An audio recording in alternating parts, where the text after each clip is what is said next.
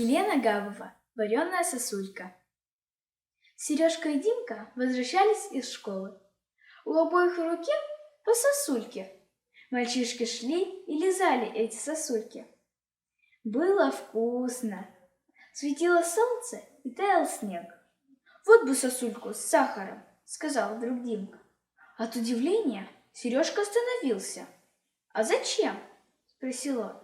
«Чтоб вкуснее». Эта мысль Сережке понравилась. Дома он прошел в кухню и для начала посыпал сосульку солью. Лизнул. Вкусно. Сережка вытащил хлеб и стал есть сосульку с хлебом. Откусит хлеб, полижет сосульку. Потом он посыпал сосульку сахаром, как советовал Димка. Потом окунул ее в банку с вареньем. Сосулька становилась вкуснее и вкуснее. Прибежал кот Мурик. Сережа дал ему попробовать сосульку с вареньем, но коту не понравилось. Может, он боялся заболеть ангиной? Что еще делать с сосулькой, Сережа не знал. Она уже здорово таяла и залила весь стол, но все равно сосульки оставалось много. Лизать ее больше не хотелось, но и выкидывать было жалко. И Сережа опустил ее в кастрюлю с супом, которая стояла в холодильнике. На обед пришла мама.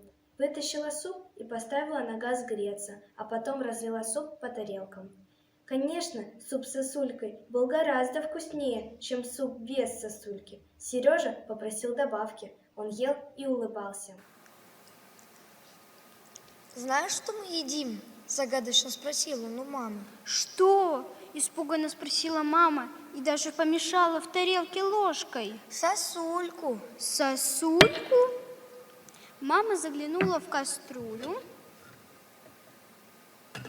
из которой валил пар, и сказала: «Хорошо, что я суп прокипятила». Да, она не грязная, а когда она вареньем запачкалась, я ее вымыл. Мама была хорошей. «Никогда раньше не ела вареной сосульки», — сказала она. Правда вкусно? Соли маловато. А ты подсоли.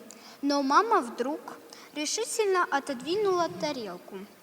«Нет, Сережка, я больше супа с сосулькой не хочу. Воды в ней много, сосульки твоей. Суп жидкий стал, ты больше сосулек не бросай. Ладно?» Жалко.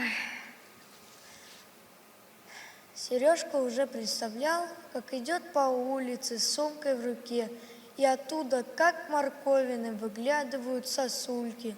И все встречные тетеньки спрашивают, где он набрал таких крупных, хороших.